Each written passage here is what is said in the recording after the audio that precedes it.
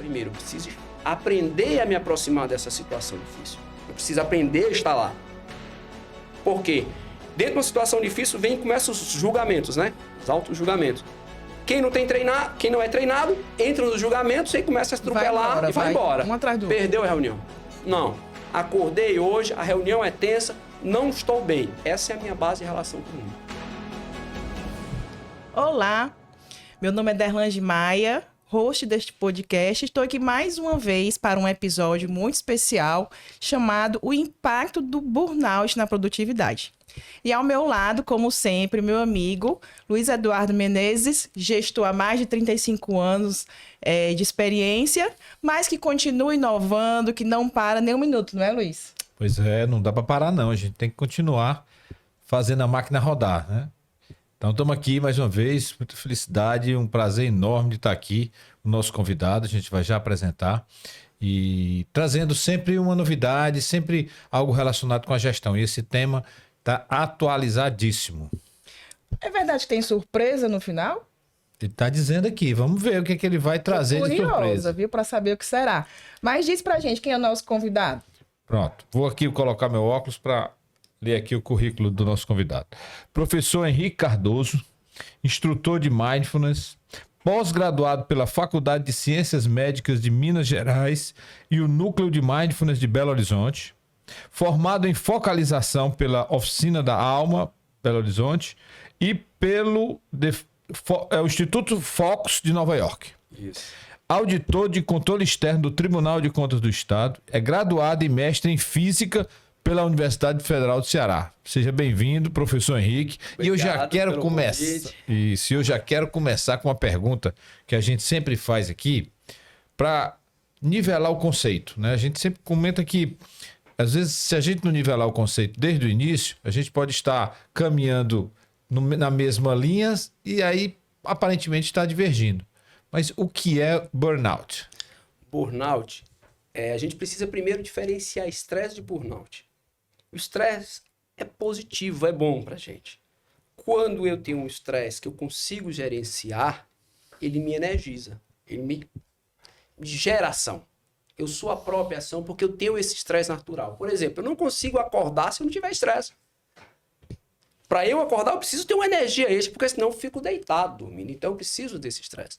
Para eu entregar um trabalho que tem um prazo, eu preciso ter energia, eu preciso ter foco para isso. Então eu preciso desse estresse. Só que o burnout agora é o lado negativo do estresse. Quando o estresse ele se torna crônico e eu não consigo mais gerenciar ele de forma adequada, eu quebro. Eu chego ao meu esgotamento físico, mental e emocional. E aí começa a gerar os problemas. E é tão sério o burnout que, por exemplo, um dado que eu estou trazendo aqui, né, da Organização Mundial de Saúde e da Organização Internacional do Trabalho. Olha aqui, ó, essa notícia é de setembro de 2022. Estima-se que anualmente 12 bilhões de dias de trabalho são perdidos por causa de depressão e ansiedade. Estamos falando de depressão e ansiedade. Diga-se de passagem que o diagnóstico de burnout, por trás tem um estresse mal gerenciado que leva à depressão, leva à ansiedade. Né? Então ele está dizendo, custando a economia global quase $1 trilhão anuais. Né? E tem um relatório aqui da OMS também, dizendo que em 2019, 1 bilhão de pessoas, nossa população mundial em torno de 7 bilhões, caminhando para 8, então 1 bilhão, né, viveu com transtornos mentais. E além disso, 15% dos adultos em idade laboral. 15%, é gente pra caramba, né? Sofreram com algum transtorno mental. Então, Henrique, burnout é? Tá? Burnout é um estresse crônico que você não conseguiu gerenciar de forma adequada. Então, isso te leva ao esgotamento físico, mental e emocional. É quando o trabalho perde o sentido ou significado. Isso. Né? Então, esse é basicamente o conceito por trás de burnout, que esse é um conceito da Organização Mundial de Saúde. Né? Henrique, a gente escuta muito que o burnout está muito relacionado à questão do trabalho, né? De que forma isso impacta a produtividade? De que forma isso interfere nos resultados das pessoas, na parte profissional?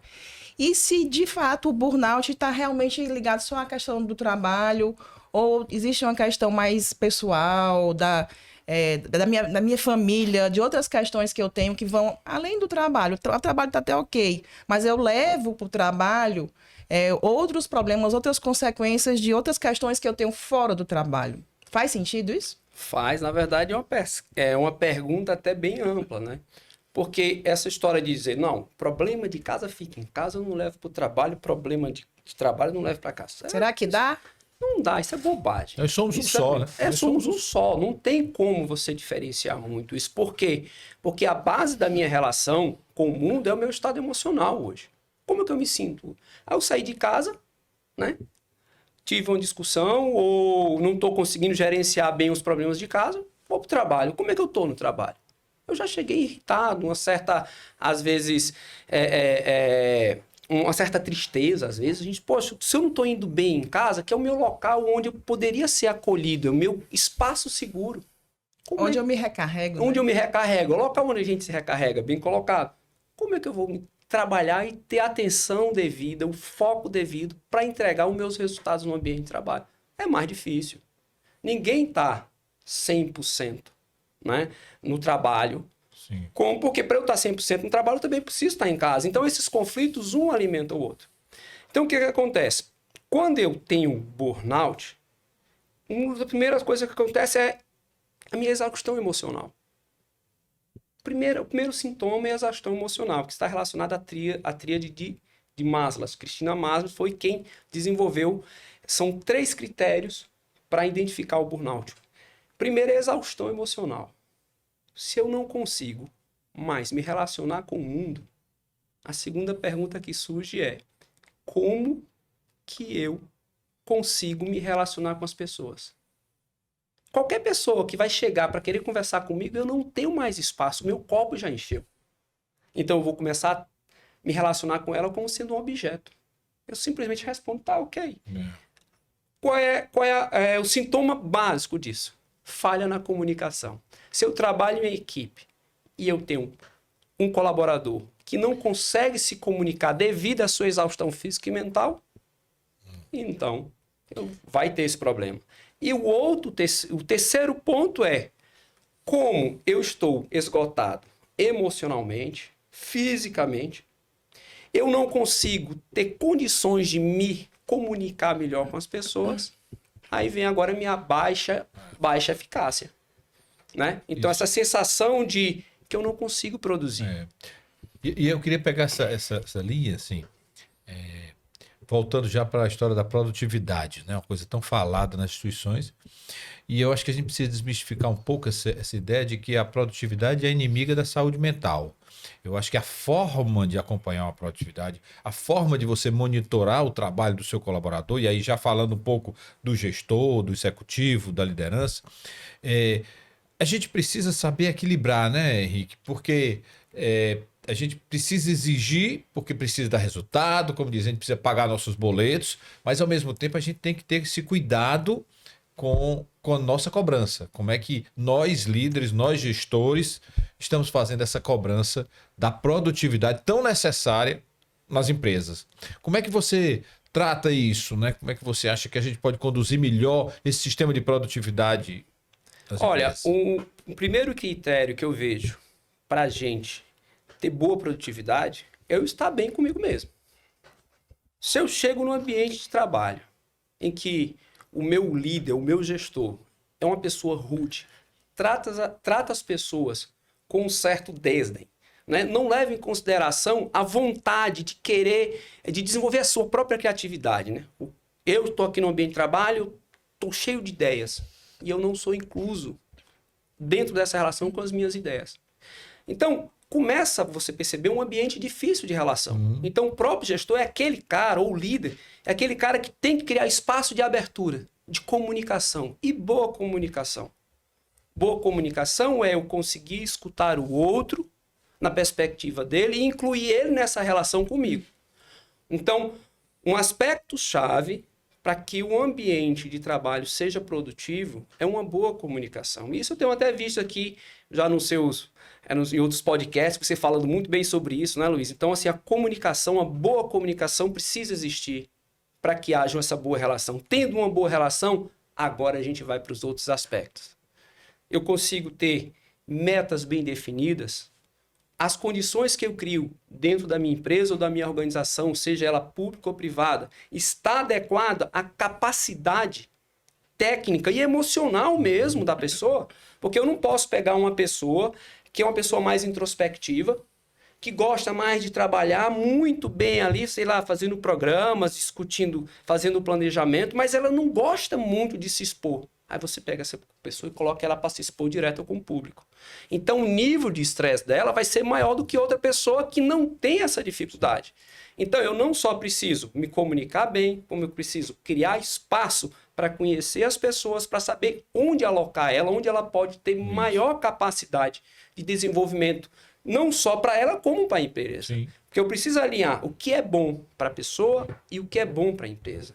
Então, o líder tem muito essa função de criar esse espaço seguro de discussões saudáveis, né? E que envolve também a saúde mental, porque vai ter um dia que o colaborador vai chegar e não está bem. Sim.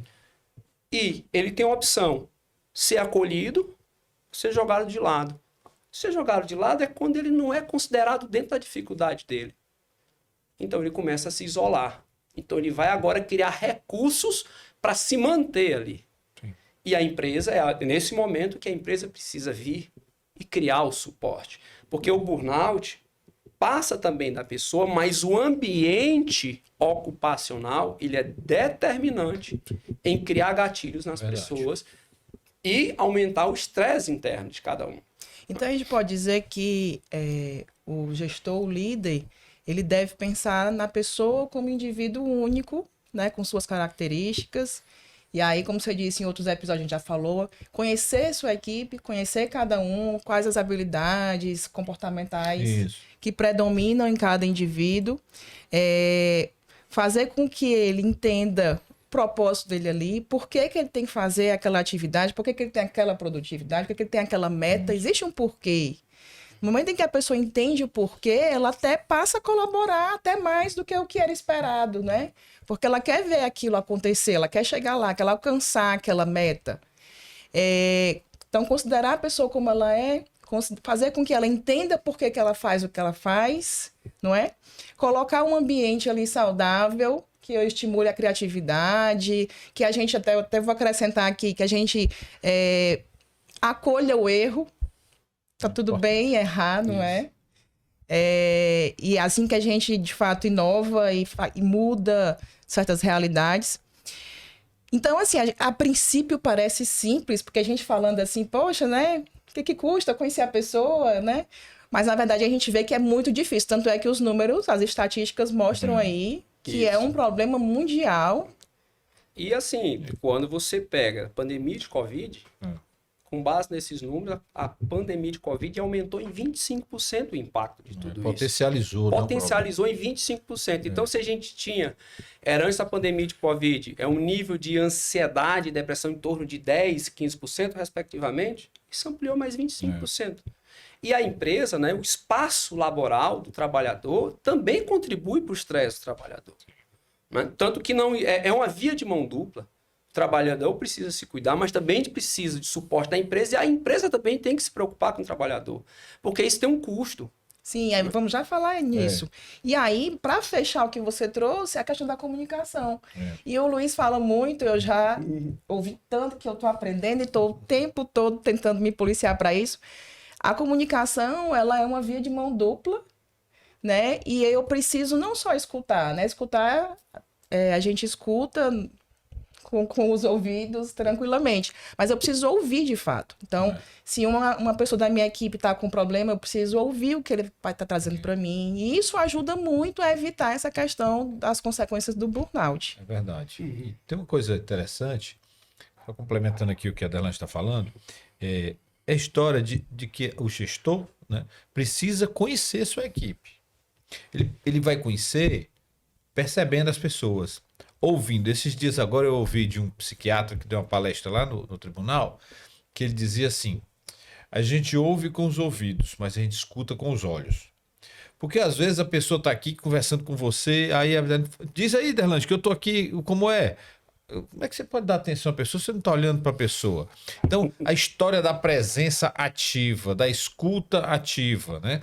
Então, se você quer escutar o outro, você tem que olhar para a pessoa, você tem que estar perto, ou pelo menos olho no olho para escutar, para prestar atenção. A pessoa precisa perceber que está sendo escutada, né? Então, isso é uma atitude que o gestor tem que tomar. Ele tem que conhecer sua equipe. Esses dias, agora eu acho que eu já dei esse exemplo, mas foi há pouco tempo.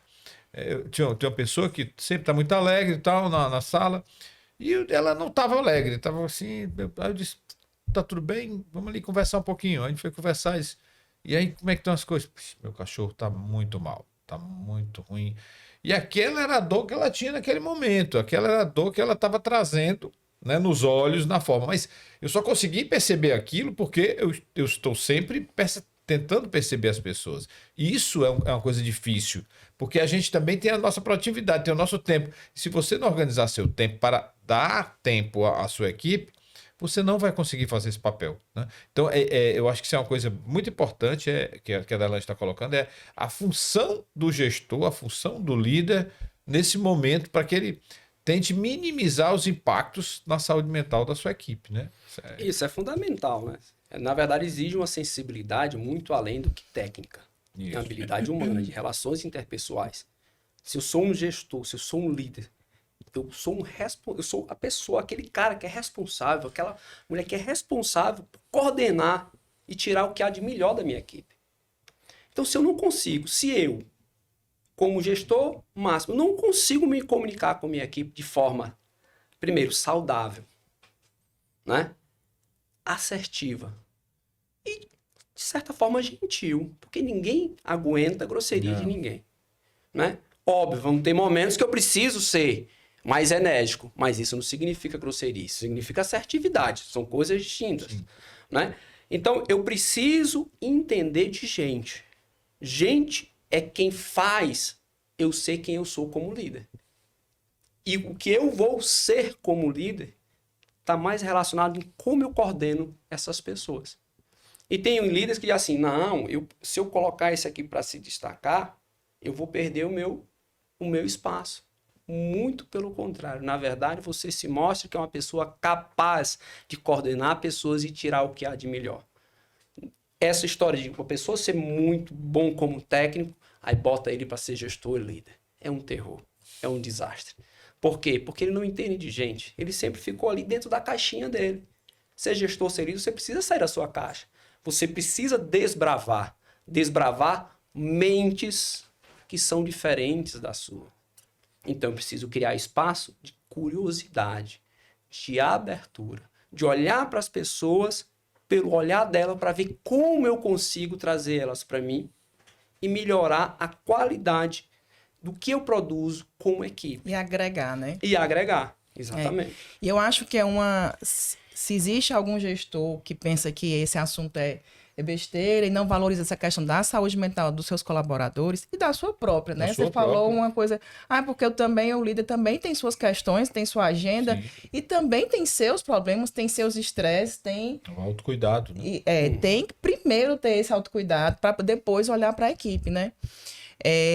Mas é uma ilusão achar que esse assunto não deve estar na pauta, no topo da pauta, porque se eu não cuido dessa questão da saúde mental, do burnout mais especificamente, eu tenho consequências dentro da minha equipe na questão mesmo da entrega.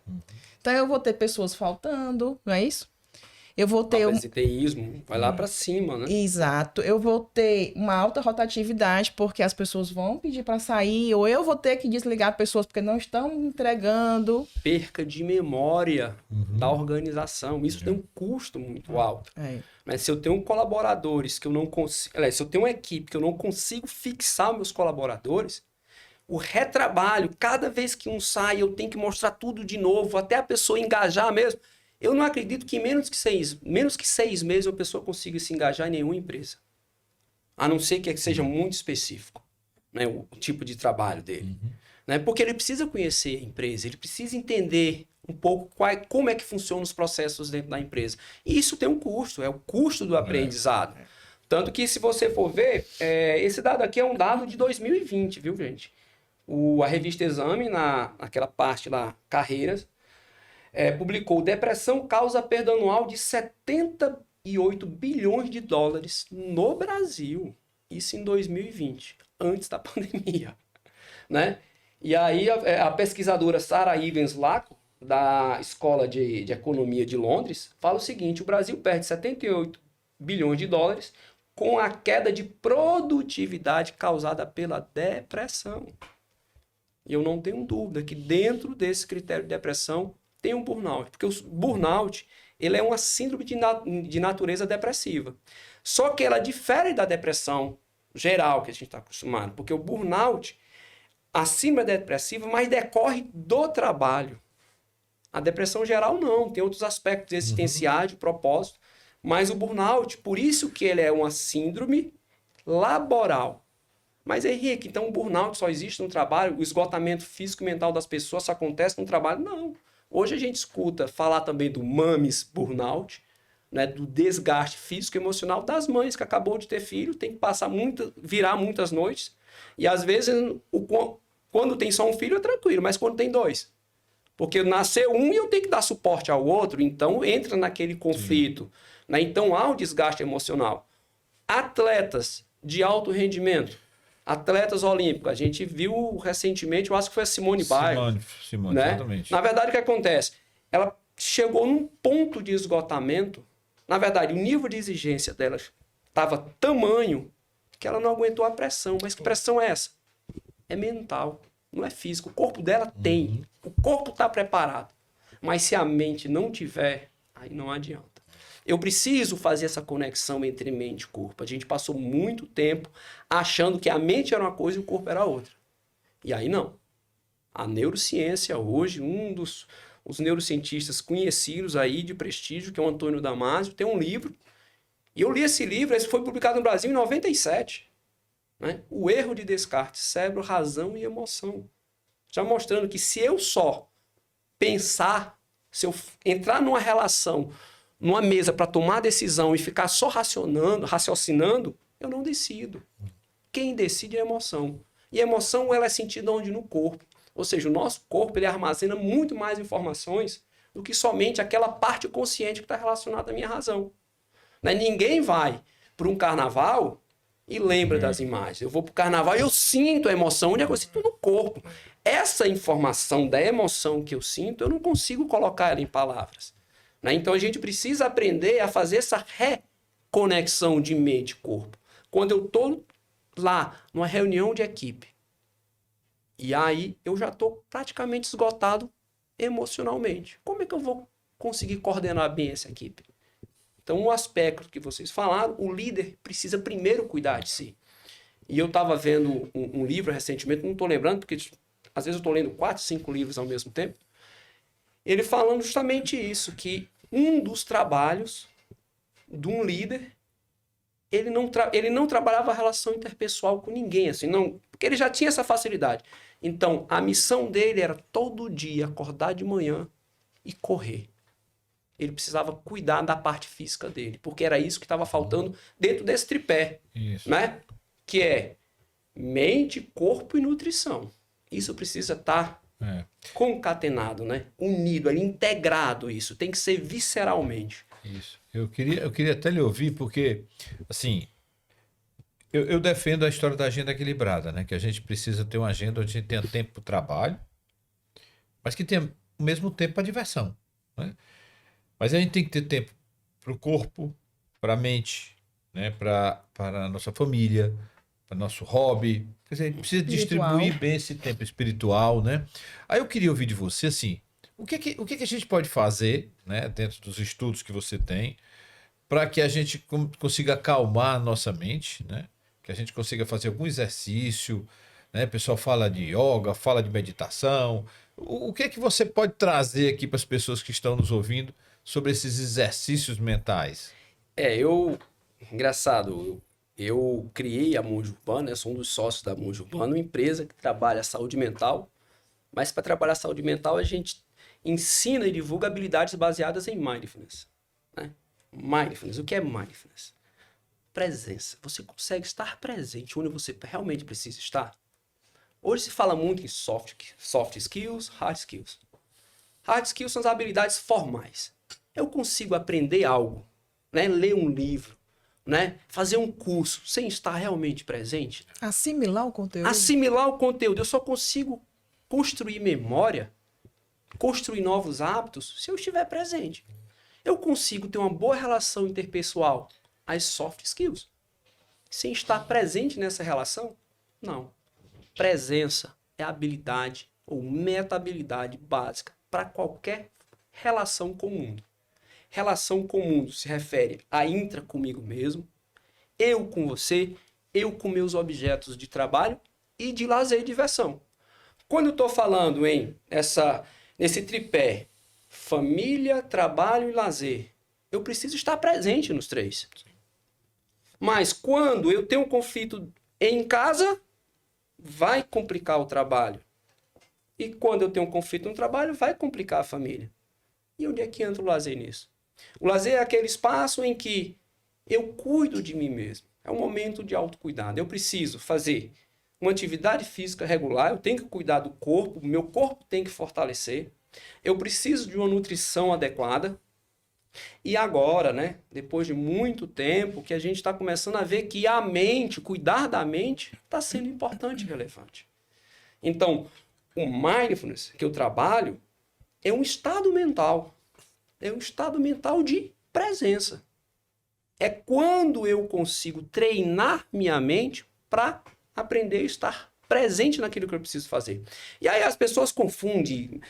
Não, então você está falando de mindfulness, na verdade a tradução que a gente tem hoje é atenção plena ou consciência plena, mas não traduz o conceito. Eu acho que presença é mais fácil. Eu preciso primeiro estar atento. Eu estou conversando com vocês, eu preciso estar atento nessa relação com vocês. Se eu começar a conversar com vocês, tem um pensamento que surge, poxa, será que eu estou falando direitinho? Será se o que eu estou comunicando é o que as pessoas... Se eu começar a entrar nesses pensamentos, eu fujo daqui.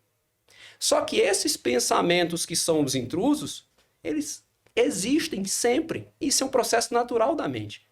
Então, se eu quero estar atento em algo, aí vem um pensamento. Aí eu entro nesse pensamento. Aí às vezes não vem uma imagem, poxa, naquele tempo aí vem aquela sensação agradável que eu estava no outro canto. E não é a sensação que eu preciso estar para trabalhar. Sim. A pergunta é, como é que eu me relaciono com isso? Pois é. Né? Então eu preciso treinar a estar presente e perceber que os meus pensamentos é um processo natural. Na verdade, a gente não precisa nem pensar, a mente da gente já faz isso. Só que quando eu não tenho esse conhecimento, o que é que acontece? Surge um pensamento, eu engajo no pensamento e esqueço o que eu estou fazendo. Por quê? Porque eu não consigo manter a minha mente no mesmo lugar. Né? Qual é o maior, eu acho que o maior ladrão de produtividade atual hoje se chama o modo multitarefas. Né? Eu estou aqui no celular fazendo um computador e tal. Várias coisas ao mesmo tempo. Ou seja, eu estou desconectado e conectado a tudo ao mesmo tempo. E não me conecto em nenhuma, né? Em nenhuma. Porque para que eu consiga focar em algo, a minha mente tem um delay, um tempo de acomodação e de resgatar memórias para que eu desenvolva aquilo. Então eu não consigo, não tenho um tempo suficiente para resgatar memórias para resolver esse problema e já entro em outro. Aí o que acontece? É tudo atropelado. A gente só entra no modo fazer. Fazer. De fato, se consegue fazer muita coisa ao mesmo tempo, desde que seja automática. Uhum. Relação com pessoas, se acontece de forma automática, vai ter ruído na comunicação. Qual é o resultado? Não vai entregar produtividade ou aumenta o número de erros. Isso entra um custo. Então, treinar a mente para estar presente, aí eu preciso de um processo. Né? É um processo de meditação de atenção plena, que é diferente das outras meditações, porque a gente tem uma infinidade de práticas de meditação. Mindfulness significa, eu quero aprender a estar onde eu estou, seja bom, seja ruim. Eu estou aqui com vocês conversando numa reunião tensa. Rapaz, e agora o que é que eu faço? Ei, peraí, eu vou tirar uma licença aqui que eu vou fazer uma meditação aqui para eu relaxar. Não, Mindfulness não tem essa história, não. Mas eu quero saber o seguinte, eu estou diante de uma situação difícil. Como que eu posso me relacionar com ela? Primeiro, eu preciso aprender a me aproximar dessa situação difícil. Eu preciso aprender a estar lá. Por quê? Dentro de uma situação difícil, começam os julgamentos, né? Os auto-julgamentos. Quem não é treinado, entra nos julgamentos e começa a atropelar e vai embora. Um atrás do outro. Perdeu a reunião. Não. Acordei hoje, a reunião é tensa, não estou bem. Essa é a minha base de relação com o mundo. Primeiro, autoconsciência. Eu reconheço como eu estou. Se eu me reconheço, eu digo, na hora que o negócio for ferver mesmo, eu freio. Porque se eu entrar, eu perco as estribeiras, né? A nossa linguagem, mas eu perco as estribeiras. Eu preciso perder as estribeiras, eu não conseguir fazer uma boa gestão das minhas emoções. Inteligência emocional, né? Inteligência emocional. Respira, né? Respira, passa, né? Então, esse estado de presença é a base da autoconsciência, a habilidade principal da inteligência emocional, né? Aí as pessoas olham assim, não, meditação, esses caras ficam lá no universo, né, afastado, é outra coisa, meu negócio aqui é peia mesmo, todo dia porrada aqui no meio da tensão. Aí eu pergunto, não é possível você estar no meio da tensão tranquilo, não? Eu só posso estar no meio da tensão brigando com todo mundo, né? Então, Mindfulness é essa ferramenta que nos leva para esse espaço. Mas, ao mesmo tempo, não é um instrumento de docilização. Que às vezes tem algumas empresas que pensam, não, vou botar mais porque eu vou docilizar, deixar tudo quietinho. Não é isso, né? Na verdade, você cria possibilidades para as pessoas serem mais proativas, buscar mais seu propósito dentro daquilo, ser mais criativas, mais abertas. Porque para que eu consiga desenvolver esse estado de presença, eu preciso ter essas qualidades, essa postura diante da minha experiência com o mundo, né? Henrique, posso? Pode.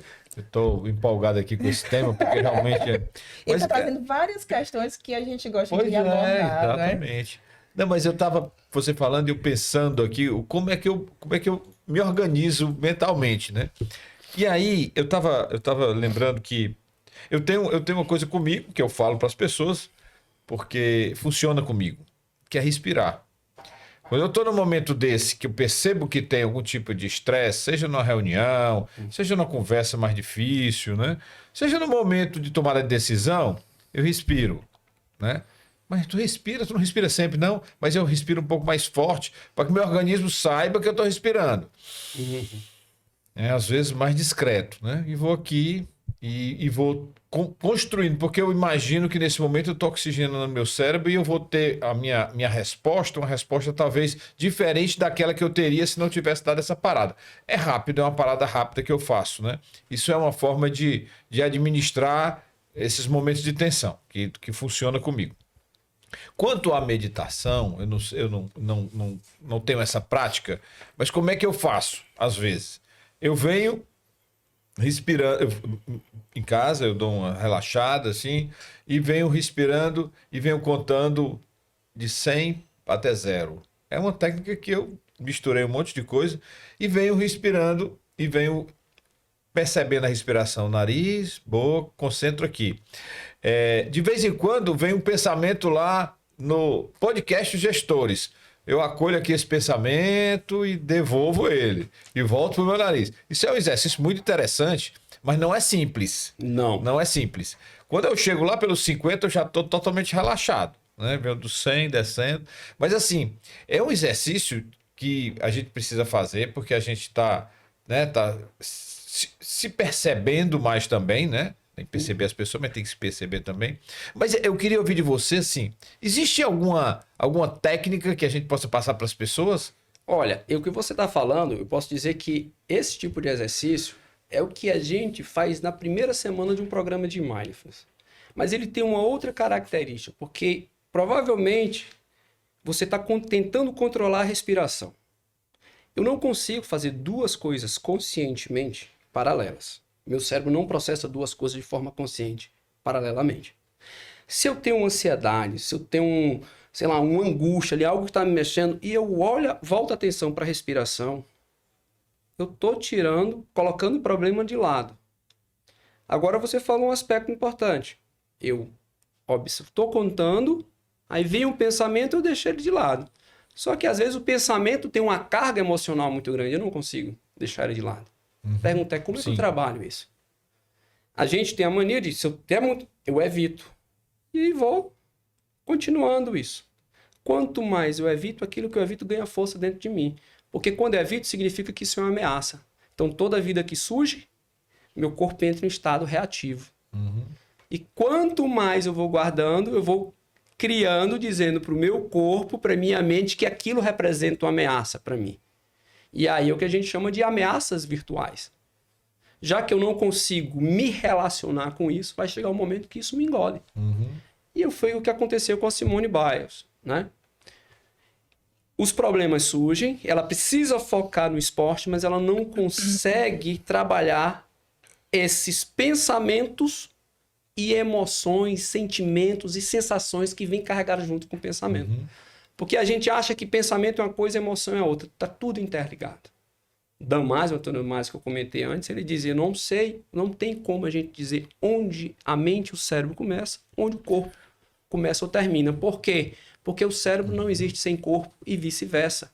Porque as informações que eu aprendo está relacionada a como eu interpreto o mundo. E eu interpreto o mundo como? Na minha relação com ele. Audição, né? Visão, tato. E como eu interpreto isso? Como a minha mente está interpretando isso? Então, não...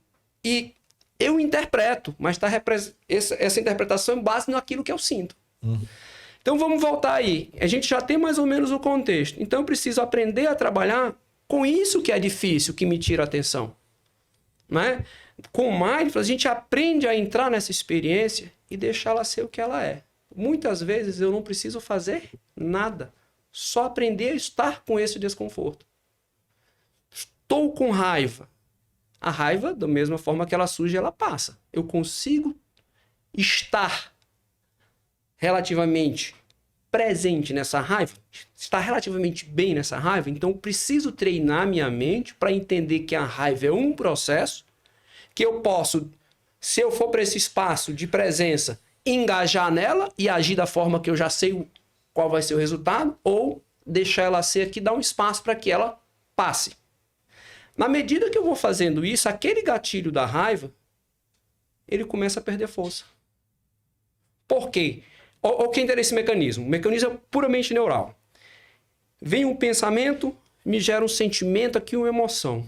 Aí eu não quero que ele me tome essa emoção. Isso é uma ameaça. Vem um pensamento, gerou essa emoção, eu digo, tá ok. É como se fosse, leão, você que está querendo me engolir, eu não tenho medo de você, eu consigo suportar você. Aí o meu corpo começa a olhar para isso como se não representa mais uma ameaça. Então, a gente vai enfraquecendo paulatinamente. Isso é um processo que toma um tempo, né? Você precisa aprender várias nuances desse processo, de aprender a estar presente, aprender a se relacionar com um pensamento desagradável, aprender a se relacionar com um sentimento que reflete no corpo. Eu não sinto medo na mente, eu sinto medo, sinto aperto no peito, né? Às vezes eu estou angustiado, eu sinto a garganta, a barriga apertando. Eu quero saber como é que a gente se relaciona com isso. E a gente pode olhar mais ou menos o seguinte, o corpo da gente como sendo um rio. Se eu tenho um rio caminhando, se eu faço uma barreira, o que acontece? Ele começa a encher. Isso é cada coisinha que eu vou pegando e colocando aqui debaixo do tapete. Chega um momento que ele estoura. Transborda. O que é um transtorno de ansiedade? O que é o esgotamento físico, mental e emocional? Às vezes, a depressão chega também porque eu não consigo mais suportar o meu desconforto diante das dificuldades que a vida se apresenta para mim. E a gente foi educado a o quê? A evitar mesmo, joga para fora. Isso também tem um aspecto também religioso, né? Nossa cultura é cristã, predominantemente católica. Então, quando a gente diz o pecado tem uma carga muito forte. Né? Eu, por exemplo, eu sou cristão, mas quando eu olho para o pecado, eu digo, o pecado só está dizendo que onde eu mirei, que é o conceito, no pecado é você não atingir o alvo. Então, se eu não atingir o alvo, é porque existe mais possibilidades, então eu não estou apto o suficiente. Sim. Eu vou errar, então tem muito espaço para aprender. Henrique, mas assim, só para a gente voltar para a questão do exercício, né? Uma vez eu vi, acho que foi até você que me falou, que a gente já tem um mecanismo natural que para quem acredita, que Deus nos deu, que é essa questão da respiração. A respiração nada mais é do que um instrumento, uma ferramenta que a gente tem, todos nós temos, e que a gente pode usar a nosso favor para essa questão da presença, do acalmar, ou do ter consciência um pouco da situação, porque às vezes basta você parar e respirar, que você, poxa, eu tô ficando com raiva, tô entrando aqui nessa situação aqui constrangedora e tal. E aí, existe, você mesmo já também me falou, de você começar a perceber, por exemplo, foca no pé, né? Porque você respira e observa uma parte do seu corpo que aquilo ali te tira daquela situação caótica, digamos assim, e te dá um pouco mais de consciência. Explica pra gente como é que seria O que é interessante. uma prática assim. Uma das práticas, né, clássicas dentro dos programas de mindfulness é observar a respiração. A respiração é uma coisa extremamente simples, porque ninguém consegue viver sem respirar, e ela só acontece no presente. Então, observar minha respiração é eu trazer minha mente para o presente. Quando eu estou ansioso, preocupado, eu estou preocupado com algo que vai acontecer ou que já aconteceu. Então, quando eu trago a minha mente para o presente, eu me conecto. Onde é que a respiração acontece? Acontece no corpo. A respiração ela reflete diretamente o meu estado emocional. Significa que se eu estou com a respiração acelerada, estou mais ansioso. Isso não é bom nem ruim, em princípio. É só informação. Se eu tenho essa informação, poxa, eu estou ansioso, o que é que eu preciso? Vou observar a minha respiração. Só eu trazer a minha atenção para a respiração sem querer mudar em nada, eu já estou onde? No presente. Então o corpo já cria um espaço de calma. Por quê? A minha ansiedade se refere a um gatilho que é uma ameaça, um medo por trás da ansiedade. Quando eu trago a minha atenção para a minha própria respiração, estou dizendo para esse gatilho, tá tudo bem, eu aceito você como você está aqui. Vou ficar com você. Eu acho que você está precisando de atenção. Então você fica com a tua ansiedade. Porque, por exemplo, eu não conheço ninguém que entre num palco para dar uma palestra, para apresentar um show, qualquer coisa que não esteja nervoso. Não existe essa pessoa. Sempre há um nervosismo. Uma coisa é você olhar por nervosismo e dizer, eu não quero passar por isso, porque eu não suporto. Outra coisa é você ganhar familiaridade e fazer amizade com esse nervosismo. Na verdade, ele já está dizendo, olha, você vai para um local que você vai ser desafiado. Então, isso aqui é mais ou menos um freio para você não ir de mais nem ir de menos. É uma informação. Então, tudo aquilo que eu estou sentindo, eu posso olhar para a minha respiração e ela vai gerar essa informação para mim. Por isso que, se quer fazer uma prática que vai fazer muito resultado, é só sentar, fechar os olhos, botar a mão na barriga e observar o movimento da respiração. Não é controlar a respiração, é deixar ela ser o que ela é. Só que aí vai acontecer, como você bem falou antes, vem um pensamento, vem um julgamento, vem uma conta para pagar, vem uma discussão que eu tive com meu colaborador ou com minha esposa, é um desentendimento com meu filho, está tudo isso surgindo. Só que quando eu venho para a respiração é que a gente chama de desfundir da experiência. Eu começo a perceber isso, tudo o que está acontecendo. Mas antes eu engajava nisso como se isso fosse uma realidade. Quando eu estou com a respiração, eu começo a trabalhar a metaconsciência. Eu consigo observar, ser observador da minha própria experiência. E quando eu faço isso, eu crio um espaço. Um espaço de decisão em cima de possibilidades. Quando eu não estou presente, eu reajo às situações. Eu reajo com base no meu passado. Quando eu estou presente, eu posso escolher como eu vou reagir. Por exemplo, quem tem raiva, diante da situação, explode. Isso não é normal? Quando eu estou dentro da minha raiva e consigo perceber, eu tenho duas opções. Ou eu vou para cima, ou eu recuo. Como eu só estava acostumado aí, então vamos aprender agora a recuar. Vamos observar o que acontece. Então, estou criando possibilidades de respostas às mesmas situações que me geravam raiva. Né? Isso é criatividade, abertura e aprender com o erro. Eu preciso reconhecer, aceitar e trabalhar com isso. Acolher a si próprio. Acolher a si próprio. Né? Colocar um ingrediente a mais aqui, que é a história da tecnologia, né? o mundo mais veloz, né? As pessoas mais intolerantes, né? As pessoas cada vez mais distantes presencialmente, apesar de perto virtualmente, né? E aí a gente teria muitos exemplos para falar aqui. E a história do equilíbrio, né? Como é que eu consigo equilibrar essa coisa toda da tecnologia que está chegando, que eu não posso abandonar, porque faz parte do nosso trabalho, faz parte do nosso dia a dia, faz parte das nossas relações. As redes sociais estão aí para isso. Ao mesmo tempo, eu tenho que estar presente, eu tenho que estar percebendo as pessoas. Então, a história da como é que a gente consegue equilibrar tudo isso, né? Não sei se você teria uma resposta para isso, mas eu trago uma palavra que para mim é fundamental em todos os aspectos: equilíbrio.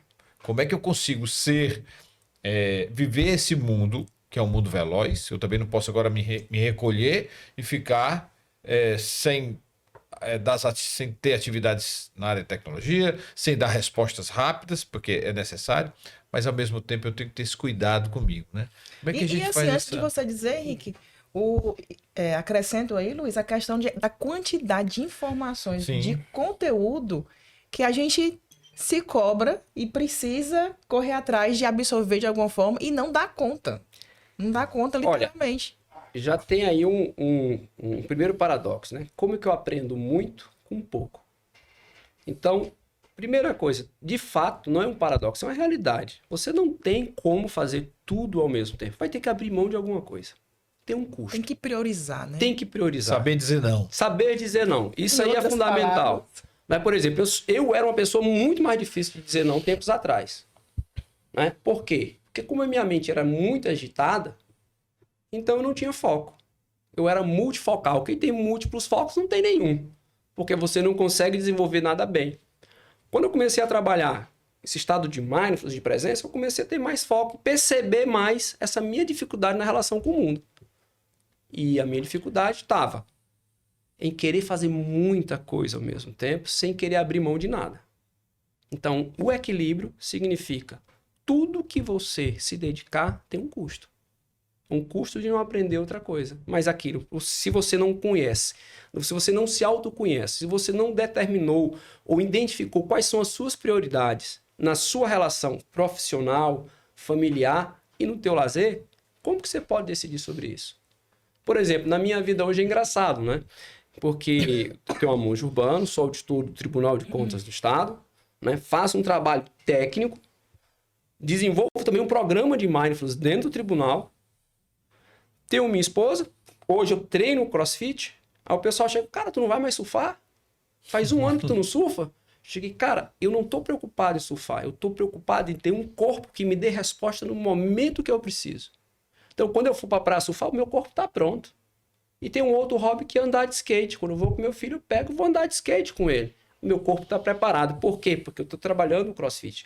Então, hoje, o que é que eu faço? O que é fundamental para eu funcionar bem da minha vida, dentro do meu contexto. Fazer um CrossFit como atividade física regular, para mim, foi perfeito. No momento que eu precisar, eu vou lá e surfo. Porque o meu corpo está preparado. Na verdade, eu estava só surfando e o meu corpo estava perdendo, porque nem todo dia o mar tá para surfista. Né? Então, nem todo dia o mar tá para pescador, né? Que também fala. Então, precisava de algo que fosse constante. Então, trouxe isso. Esse é um aspecto. Outra questão de nutrição. Eu sempre cuidei da minha nutrição. Né? Tanto que esse negócio de dieta, para mim, eu não sei o que é dieta. Eu sei comer bem. Tanto que para isso eu também aprendi a cozinhar. E as pessoas chegam, minha esposa, meu amor, você não está mais cozinhando como antes. Eu cheguei, antes eu estava dedicado a ler sobre culinária e fazer. Como eu aprendi o que é suficiente para a minha satisfação pessoal na relação com os amigos, então eu fico por aqui. Então o que eu digo assim, você precisa determinar quais são as suas prioridades e ver aquilo que é fundamental para tornar a sua vida fundamental, sua vida funcional. E a outra coisa que para mim, que não tem mais como voltar atrás, foi a mente, trabalhar a mente por meio desse estado mental de presença que é o mindfulness. Né? Então, para mim, foi a coisa mais fantástica da minha vida. Porque quando eu descobri que isso era uma habilidade, eu digo, é a habilidade das habilidades. Como é que eu consigo me relacionar bem com o meu filho se eu não estou presente? Agora, tem uma situação, Eduardo, que eu acho que essa reflete a nossa vida de trabalho. Estava eu em casa, no teletrabalho, lá no computador, fazendo os processos do tribunal. Aí chega meu filho, começa a fazer uma bagunça ali no meu escritório. Aí vem aquela irritação. Aí eu olhei para ele e disse: filho, você tá com saudade do papai? Tô, papai. Depois vem cá, então dá um abraço. Eu dei um abraço nele. Ele ficou tão feliz, aí saiu. Antes, ou o normal é o quê? Menino, sai daqui! Não atrapalha, eu tô trabalhando, né? Mas eu criei um espaço. Aí depois, não deu mais ou menos um tempo, ele voltou de novo. Eu, meu Deus do céu, e agora o que é que eu faço? Aí respirei, observei aqui minha raiva de novo, que tava aquela irritação, né? Não era raiva, era irritação. Poderia chegar a raiva. Aí chegou, papai, me ensina a fazer esse cubo, me ajuda a fazer esse cubo. Eu cheguei, tá, filho, bora. Aí quando eu olhei, o negócio era simples. Olha, essa interação não durou 5 minutos. Ele saiu morto e feliz, eu voltei a trabalhar como se nada tivesse acontecido.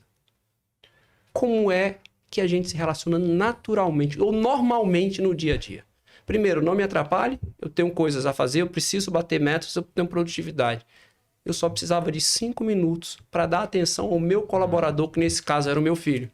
E eu perdi a oportunidade de ter essa relação e gerar uma equipe mais fortalecida. Por quê? Muitas vezes é imaturidade, porque eu não consigo estar presente no que eu estou sentindo e se eu não estou presente, eu não consigo criar novas possibilidades de se relacionar com o mundo. E acolher o outro, né? Exatamente. A demanda, a questão do outro. E aí já pega o gancho para a gente conversar sobre os sintomas.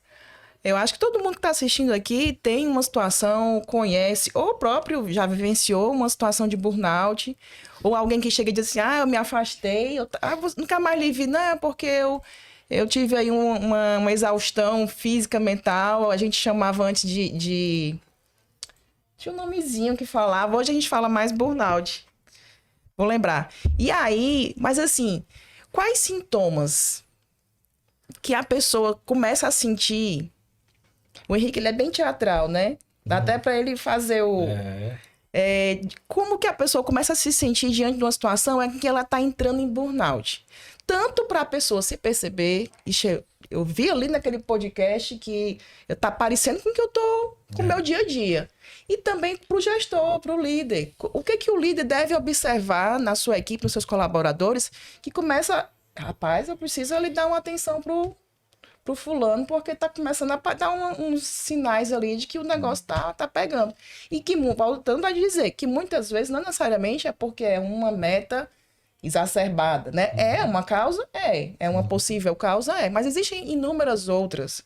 E assim, até eu coloquei aqui para falar sobre as causas, mas eu acho que as causas vai muito de cada um, né? Uma coisa que pode ser estressante para mim, em níveis inaceitáveis, pode não ser para você, né? Então, necessariamente, a gente listar aqui causas não vai ser uma lista na verdade, fechada. E ainda tem, só para complementar aqui, você falou do caso da Simone, que é uma ginasta americana, mas a gente teve agora, há poucos dias, a história do Wesley Safadão. Isso. Né, que ele tem um número de shows aí, e ele explicou mais ou menos como é que a ansiedade que ele estava sentindo, e eram coisas realmente difíceis, né? Que ele teve que realmente parar os shows para poder retomar a vida dele, né? Essa coisa, talvez ele São não tivesse... sintomas físicos, Exato. né? Até assim, não é só uma coisa da mente, ele reflete no corpo também. Então, que sintomas? Fala pra gente aí. Olha, são vários os sintomas, e também assim, cada corpo, cada pessoa tem sintomas que são diferentes. Quando você vai estudar a literatura do burnout, você encontra assim umas centenas de sintomas. Por exemplo, vou falar de mim, no meu caso, né? Quem não me conhece, eu posso dizer que na época da universidade, eu como estudante universitário, o semestre era de 4 meses, certo? Então eram 4 provas. Se eu passasse na terceira prova, nas 3 primeiras provas, eu não precisava fazer a 4ª. E eu toda a vida quebrava na 4ª prova. Ou seja, se eu não passasse nas 3 primeiras, tá certo? Era isso. Eu só fui descobrir que eu tinha isso depois que eu comecei a estudar. Eu não sabia daquele tempo que eu tinha isso. Então, por exemplo, no meu caso, Ansiedade. Medo de não alcançar um objetivo. A ansiedade saudável é, poxa, eu preciso realizar aquele objetivo. Preciso terminar aquela tarefa. Outra é, caramba, eu não vou conseguir terminar essa tarefa. E para eu conseguir essa tarefa, eu vou precisar conversar com fulano tal, e eu preciso estudar outras coisas. E para eu fazer isso, aí começa aquele ciclo que não tem mais fim. É a mente. Né? A mente está ali criando e eu não consigo terminar. Então, quando eu começo a perceber esses ciclos que não têm fim nos meus pensamentos, opa! Só que às vezes a gente já está tão acostumado com isso que a gente não consegue perceber. Então vamos para o próximo. Pergunta, como é que você está dormindo? Você consegue ter uma noite razoável de sono? Eu vou dizer uma coisa, 6 horas de sono. Tudo bem, você disse que é aquele é a pessoa que dorme 5. Mas você consegue dormir 5? O seu sono ele vai ser afetado. E digo mais, tem um horário, que o pessoal é o horário da depressão e dos transtornos de ansiedade. Aí por volta de 4 horas da manhã. 3h30 para 4 horas. Se você está acordando nesse horário e não consegue dormir mais, já fique alerta. 1 vez, 2 vezes, tudo bem. E depois você consegue dormir. Mas se isso se torna recorrente, isso já é um outro alerta. Outra coisa, você tem gripado frequentemente? Você tem se sentido menos motivado do que 1 mês, 2 meses atrás? E às vezes a pessoa, essa autoconsciência dela é tão baixa que ela não percebe que ela já está assim há mais de anos. Outro aspecto, o trabalho. Como era o trabalho para você antes e como está sendo agora? Lembra para aquele tempo em que eu tinha prazer com o que eu fazia. Como é que está sendo o trabalho hoje? Tá, não é mais um cargo, é um encargo que você está. Desinteresse. Desinteresse. Então, você tem que começar a fazer essas comparações. Como eu me relacionava com o trabalho antes e depois. Eu termino o meu dia, quando eu olho para trás, mais cansado do que o normal. Quando eu chego em casa, eu consigo ter uma conversa agradável com minha esposa ou com meus filhos? Aí vem a questão do equilíbrio família-trabalho. Então, esses são alguns dos sintomas. Outra, qual é o teu nível de perfeccionismo? Olha, gente, a perspectiva do controle é uma das coisas que leva muito facilmente ao burnout. Eu pergunto muito nos programas de Mindfulness que eu ministro. Gente, quem foi que planejou algo e deu certo exatamente como você pensou? Se deu certo é porque você deve morar em outro planeta e não no planeta Terra. Porque o número de variáveis aleatórias que existe na relação com o mundo são infinitas. É infinito esse número de variáveis. Não tem como a gente controlar. Então a gente também tem que ter uma certa perspectiva na relação com o mundo que muitas coisas não vão acontecer do jeito que eu quero. E eu preciso dar espaço para que isso aconteça. Isso é tão simples a gente perceber o seguinte, eu tenho um filho ou tenho um colaborador e eu quero que ele seja do jeito que eu quero. Eu quero formatar esse sujeito. Quem disse que o seu jeito é o melhor? Em vez de você querer formatar, porque você não se integra com ele, com o seu filho, com o seu colaborador. A gente precisa aprender a fazer essa integração. Significa que o meu perfeccionismo anula não só a minha capacidade de aprendizado, como a capacidade de crescimento do outro. Eu estou anulando o outro. Então, se você é perfeccionista demais ao extremo, já sabe o que isso vai te levar ao esgotamento. Porque você não consegue controlar. Né? Então, a gente tem a perspectiva do controle, o perfeccionismo exagerado. E se você é meio caminho para você entrar. Não tem como. Nas pesquisas de burnout, né, um dos processos, por exemplo, quem vai fazer terapia cognitiva ou comportamental para tratar o burnout, um dos sintomas básicos é o perfeccionismo. E a TCC é fantástica para isso. É você trabalhar isso dentro do aspecto mental. Né? Então a gente precisa observar como eu estava antes, como eu estou agora na minha relação com o trabalho.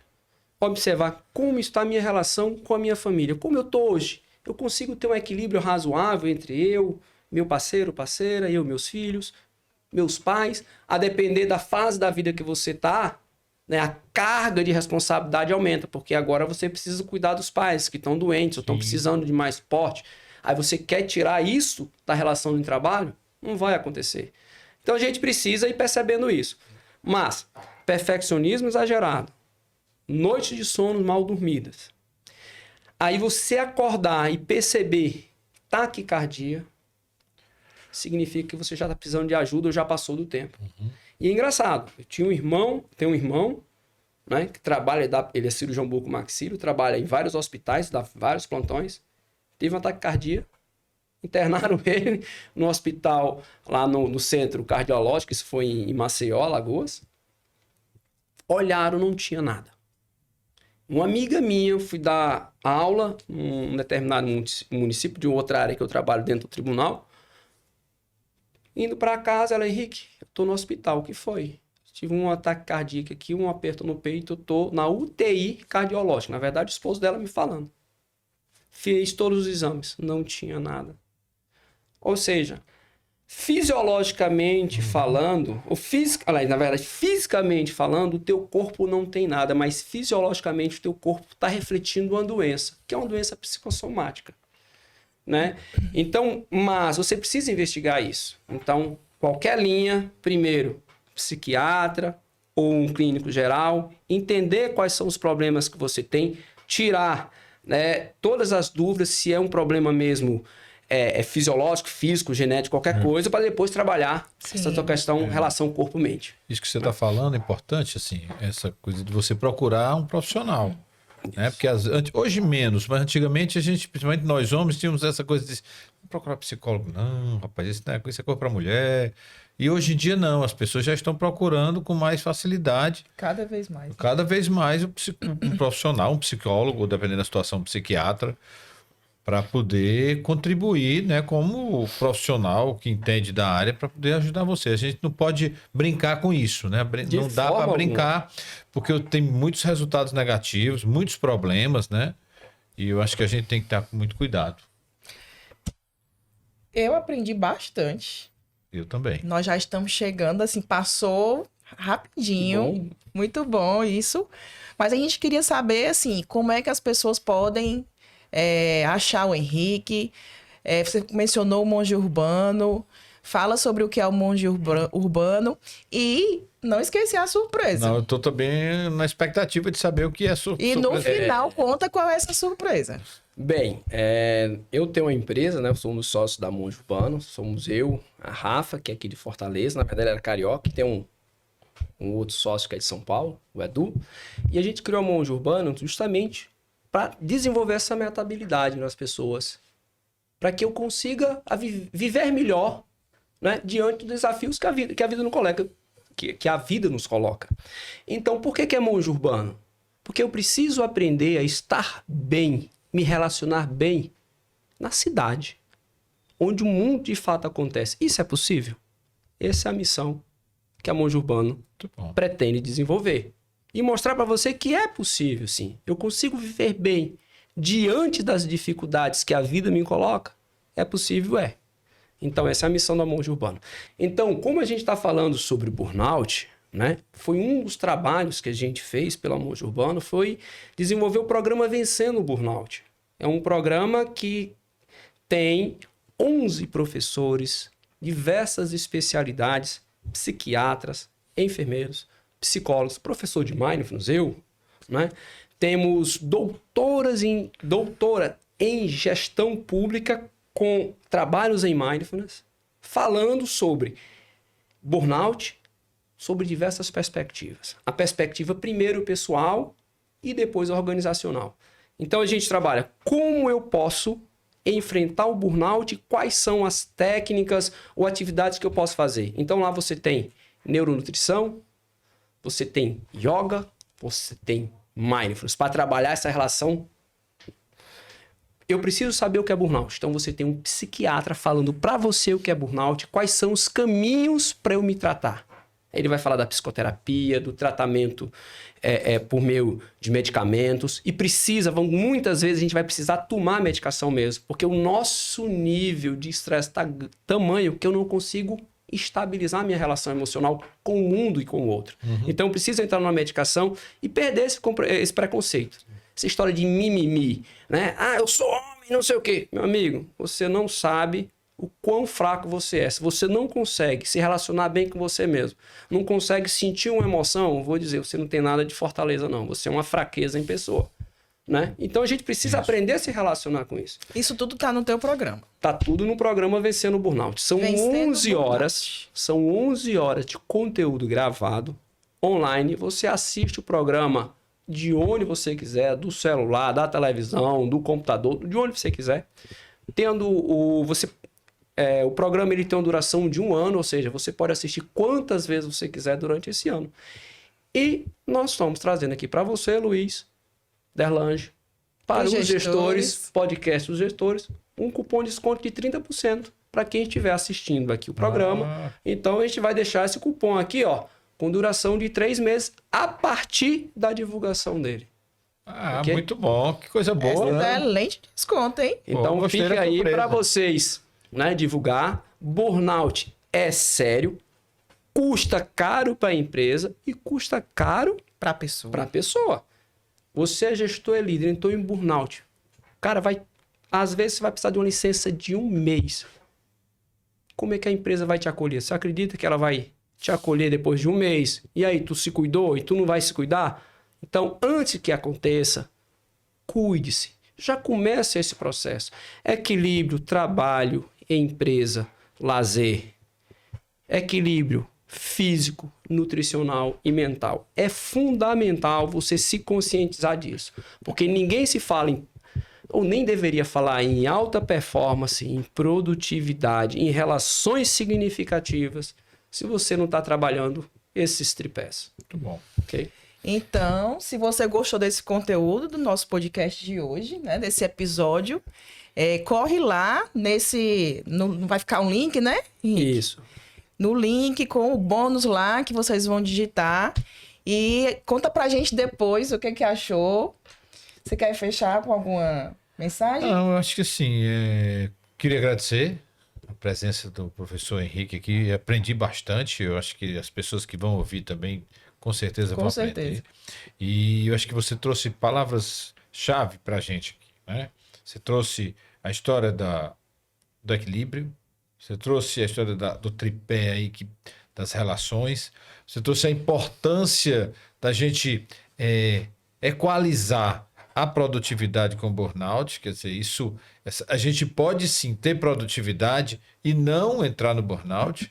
Você trouxe essa coisa de que a diferença entre o veneno e o remédio é a dose, né? Isso. Então é bom que a gente tenha um pouco de expectativa, mas essa expectativa, né, não pode ser excessiva para que isso gere um burnout. Então, eu estou plenamente satisfeito e já vou sair daqui com mais energia para poder estar mais presente ainda no meu dia a dia, em casa, nas relações com os amigos, na mesa do bar, no trabalho. Então, foi vamos dizer assim, um choque de energia nessas relações aí que você trouxe para a gente. Que bom, Luiz. Agradeço pelo convite, o seu convite, da Derlange. Agradeço a vocês que estão nos assistindo agora. Se querem saber mais informação sobre a Monge Urbano, entra no Instagram da Monge Urbano, é mongeurbano.oficial. Também tem um canal do YouTube da Monge Urbano e o nosso site é www.mongeurbano.com.br. Muito bom, muitíssimo obrigado, Henrique, de verdade. O nosso muito obrigado. Tenho certeza dos gestores que estão nos assistindo também estão muito, muito gratos pelo conteúdo que você trouxe pra gente. Respirei várias vezes aqui, não sei se vocês perceberam, mas algumas vezes eu... Sempre vale respirar. Então, mais uma vez, um episódio entregue para vocês. E a gente tem certeza que vocês vão tirar muito proveito desse episódio. E a gente espera vocês no próximo com muito conteúdo de novo. Tchau.